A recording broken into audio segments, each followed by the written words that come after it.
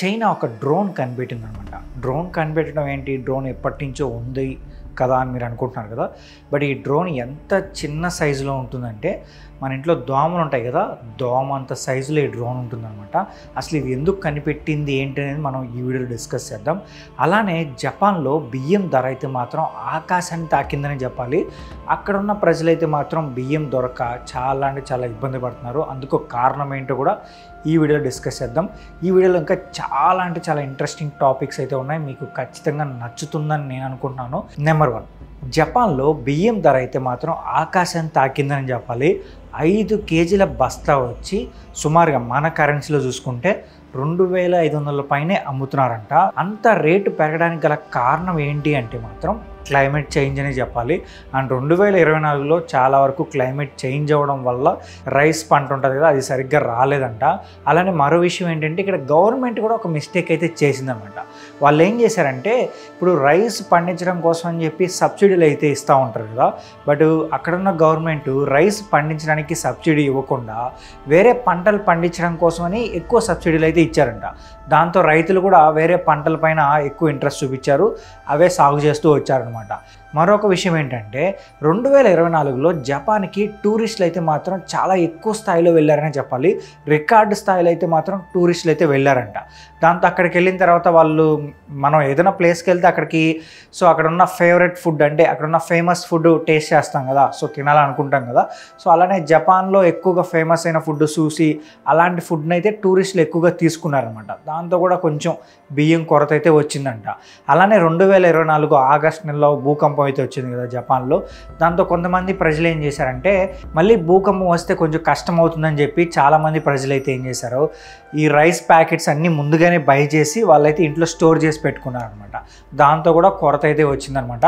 But ఇప్పుడు present అయితే మాత్రం చాలా రేట్ అయితే అమ్ముతున్నారు అక్కడ రైసు. అండ్ రేటు పెట్టి కొనడానికి కూడా చాలా తక్కువే దొరుకుతున్నాయంట. బట్ మరి దీనిపైన గవర్నమెంట్ ఎలాంటి యాక్షన్ తీసుకుంటుంది ఏంటి అనేది మాత్రం మనం వెయిట్ చేస్తుందాం. నెంబర్ 2, యాక్చువల్గా రీసెంట్గానే అమెరికా ఇరాన్ పైన దాడి చేసింది కదా. దాడి చేసిన తర్వాత వాళ్ళు ఒక ఒప్పందానికి అయితే వచ్చారు, సీజ్ ఫైర్ ఒప్పందం అయితే చేసుకున్నారు. మళ్ళీ యుద్ధం కొనసాగదని చెప్పి ట్రంప్ కూడా ట్వీట్ అయితే పెట్టాడనమాట. బట్ ఇక్కడ మనం ఆలోచించాల్సిన విషయం ఏంటంటే యుద్ధం ఆగిపోయిందా అంటే మాత్రం ఎవరు కూడా కన్ఫామ్గా చెప్పట్లేదు. ఒక ఒప్పందం చేసుకున్నారని చెప్తున్నారు కానీ ఆ ఒప్పందాన్ని మళ్ళీ బ్రేక్ చేస్తారన్నట్టుగా కనిపిస్తుంది అనమాట. దానికి రీజన్స్ కూడా ఉన్నాయి. ఏంటంటే ఇప్పుడు యాక్చువల్గా ఈ యుద్ధం ఎక్కడ స్టార్ట్ అయింది, ఇరాన్ న్యూక్లియర్ సంబంధించిన ప్రయోగాలు అయితే చేస్తుంది. దాంతో ఇజ్రాయెల్ కోపం వచ్చి ఇజ్రాయెల్ ఇరాన్ పైన దాడి చేసింది.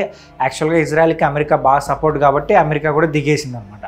బట్ ఏంటంటే ఇంత సీజ్ ఫైర్ ఒప్పందం చేసుకున్నా కూడా ఇరాన్ అయితే మాత్రం తన ప్రయోగాలు తను చేసుకుంటుందంట. అండ్ అమెరికా ఇజ్రాయెల్ కూడా ఇరాన్ పైన అయితే కన్నేసి ఉంచాయి. ఫ్యూచర్లో మరోసారి యుద్ధానికి దిగుతాయా అనే ఆలోచన కూడా వినిపిస్తుంది. బట్ చూద్దాం మరి. దీనిపైన మీరేమనుకుంటున్నారు కూడా ఒక్కసారి కామెంట్ చేసి చెప్పండి. నెంబర్ 3, చైనా ఎప్పుడు ఏదో ఒకటి చేస్తూనే ఉంటుంది కదా. ఇప్పుడు మరోసారి చైనా మాత్రం న్యూస్లో అయితే నిలిచింది. దానికి కారణం ఏంటంటే చైనా ఒక డ్రోన్ కనిపెట్టింది అనమాట. ఆ డ్రోన్ సైజ్ ఎంత తెలుసా, దోమ సైజ్ అంతా.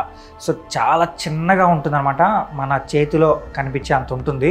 అంత డ్రోన్ ఎందుకు కనిపెట్టిందిరా అంటే ఇప్పుడు ఫ్యూచర్ అంతా నాకు తెలిసి ఏదైనా వార్ వచ్చినా కూడా ఈ డ్రోన్స్తోనే వార్ అయితే జరుగుతుందన్నమాట. ఖచ్చితంగా ఈ ఫ్యూచర్ టెక్నాలజీ మొత్తం ఈ డ్రోన్స్ పైన డిపెండ్ అయి ఉంటుంది కాబట్టి ఈ ఇంత చిన్న డ్రోన్స్ ఎక్కడికైనా వెళ్ళగలం అనమాట. ఎనిమీ ప్లేస్కి కూడా వెళ్ళి అక్కడ ఎనిమీస్ ఏం చేస్తున్నారు ఏంటి అనేది కూడా ఈ డ్రోన్ సహాయంతో మనం చూడొచ్చు అని చెప్పి చైనా వాళ్ళు అయితే చెప్తున్నారన్నమాట. దీన్ని తయారు చేసింది ఎవరంటే చైనాకి సంబంధించిన national university of defensive technology వాళ్ళు అయితే దీన్ని తయారు చేశారు. అండ్ ఇప్పుడు ప్రపంచం మొత్తం దీని గురించి అయితే ఆలోచిస్తుందన్నమాట. అండ్ ఇప్పుడు చైనా ఒకటే తయారు చేసిందా అంటే లేదు, ఆల్రెడీ అమెరికా, నార్వే కూడా ఈ ప్రయోగాలు అయితే చేస్తున్నాయి. అమెరికా సంబంధించిన రోబోబీ అని ఒక చిన్న డ్రోన్ అయితే తయారు చేస్తుంది. అలాగే నార్వేకి సంబంధించి బ్లాక్ హార్నెట్ అని చెప్పి ఒక చిన్న డ్రోన్ అయితే వాళ్ళు కూడా తయారు చేస్తున్నారు. అండ్ ఫ్యూచర్లో అయితే మాత్రం ఈ రేస్లోకి అన్ని దేశాలు అయితే వస్తాయి. అన్ని దేశాల వాళ్ళు చిన్న చిన్న డ్రోన్స్ కానీ చిన్న చిన్న మిసైల్స్ కూడా తయారు చేస్తారనమాట. చూద్దాం మరి ఫ్యూచర్ ఎలా ఉండబోతుంది ఏంటనేది. అయితే మీరేమనుకుంటున్నారు కూడా ఒకసారి కామెంట్ చేసి చెప్పండి. నెంబర్ 4, ఒక పక్షిని వెతకడం కోసం అని చెప్పి సుమారుగా 40 సంవత్సరాల నుంచి అయితే ట్రై చేస్తున్నారు. బట్ అదైతే కనిపించట్లేదు. అండ్ మరో విషయం ఏంటంటే ఈ పక్షిని వెతకడం కోసం అని చెప్పి ఇప్పటికీ కోట్ల రూపాయలు అయితే ఖర్చు చేశారనమాట. ఏంటి ఆశ్చర్యపోతున్నారా? ఇది ఎక్కడ అనుకుంటున్నారా? ఇది మన ఆంధ్రప్రదేశ్లోని కడప జిల్లాలోనే అనమాట.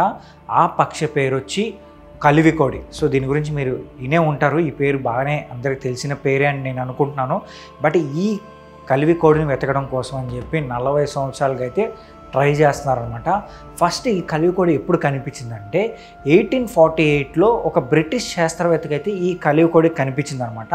ఆ తర్వాత చాలా సంవత్సరాలకి 1900 సంవత్సరంలో అయితే మాత్రం ఒకసారి కనిపించింది. ఆ తర్వాత 1986లో ఒకసారి కనిపించింది. అండ్ 2002 సంవత్సరంలో అయితే మాత్రం ఆ పక్షి కనిపించలేదు, కానీ ఆ పక్షి యొక్క వాయిస్ అలాగే పాదముద్రలు అయితే వీళ్ళు రికార్డ్ చేశారనమాట. సో అప్పటి నుంచి అయితే మాత్రం ఎక్కడ కనిపించట్లేదు. అండ్ దీనికోసం వెతుకుతూనే ఉన్నారు. అసలు ఈ పక్షి కోసం ఎందుకు వెతుకుతున్నారు అంటే మాత్రం ఇది ఒక అరుదైన పక్షి. అండ్ ఇది మన దేశంలో తప్ప మరి ఏ దేశంలో ప్రపంచంలో ఎక్కడా కనిపించదు అనమాట. సో దీన్ని కాపాడుకోవాల్సిన బాధ్యత అయితే మన మీద ఉంది కాబట్టి సో అటవీ శాఖ అధికారులు అయితే మాత్రం దీన్ని వెతకడానికైతే ట్రై చేస్తూనే ఉన్నారు. బట్ అప్పటి నుంచి అయితే ఇది కనిపించట్లేదు. అండ్ ఈ పక్షి వెతకడం కోసం అని చెప్పి చాలా డబ్బులు కూడా ఖర్చు పెట్టారనమాట. ఎందుకంటే కెమెరాలు అలాగే సెన్సార్లే ఉంటాయి కదా, అంటే చిన్న చిన్న ప్రాణులు కనిపెట్టడం కోసం అని చెప్పి కొన్ని సెన్సార్లు అయితే ఉంటాయి. వాటి కోసం కావచ్చు, అలాగే డ్రోన్స్ కోసం కావచ్చు, ఇలా చాలా పరికరాల కోసం అయితే డబ్బు అయితే ఖర్చు పెట్టారనమాట. బట్ ఎనీవే ఈ పక్షి కనిపిస్తే మాత్రం చాలా అంటే చాలా బాగుంటుంది. ఎందుకంటే ఇలాంటి అరుదైన పక్షులను అయితే కాపాడుకోవాలన్నమాట. అసలు ఈ పక్షి ఉందా లేదా అంతరించిపోయిందన్న విషయం కూడా తెలుసుకోవడం కోసం అని చెప్పి అధికారులు అయితే ట్రై చేస్తున్నారు. బట్ చూద్దాం మరి. సో దీనిపైన మీరేమనుకుంటున్నారో కూడా కామెంట్ చేసి చెప్పండి. నెంబర్ 5, చైనా రోడ్ల పైన అయితే మాత్రం డ్రైవర్లెస్ ట్రక్స్ అయితే నడుస్తున్నాయి. అది కూడా AI సాయంతో నడుస్తున్నాయి అనమాట. అండ్ ఇవి ఎక్కువగా ఏంటంటే మైనింగ్ ఏరియాస్ ఉంటాయి కదా, అక్కడ యూజ్ చేస్తున్నారంట.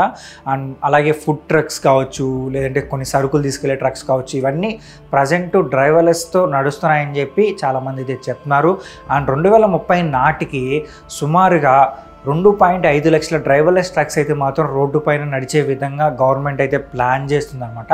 అండ్ దీనిపైన కొంతమంది ఏమంటున్నారంటే దీనివల్ల ప్రజలకు నష్టం జరగచ్చు, ఎక్కడైనా యాక్సిడెంట్స్ అవ్వచ్చు, అంటే అంత సేఫ్టీ కాదు కదా అని చెప్పి కొంతమంది ప్రజలు అయితే చెప్తున్నారు. మరికొందరు ఏంటంటే డ్రైవర్స్కి ఇచ్చే జీతం వల్ల 3 డ్రైవర్లెస్ ట్రక్స్ నడపచ్చు అని చెప్పి కూడా కొంతమంది మాట్లాడుతున్నారు. ఇంధనం ఖర్చు తగ్గుతుందని చెప్తున్నారు. ఇలా రకరకాలుగా మాట్లాడుతున్నారు. అయితే ఫ్యూచర్ అంతా మాత్రం AI పైన డిపెండ్ అయి ఉంటుంది కాబట్టి సో ఎంతమంది ఇన్ని రకాలుగా మాట్లాడినా కానీ AI మాత్రం ఖచ్చితంగా డామినేట్ అయితే చేస్తుందన్నమాట. ఇంకా చాలా రావచ్చు అనమాట. బట్ చూద్దాం మరి ఏం జరుగుతుంది ఏంటనేది. సో దీనిపైన మీరేమనుకుంటున్నారో కూడా కింద కామెంట్ చేసి చెప్పండి. అలాగే ఈ వీడియో నచ్చితే మా ఛానల్ సబ్స్క్రైబ్ చేసుకోండి. ఇలాంటి మోర్ ఇంట్రెస్టింగ్ వీడియోస్తో నేను మీ ముందుకు వచ్చేస్తాను.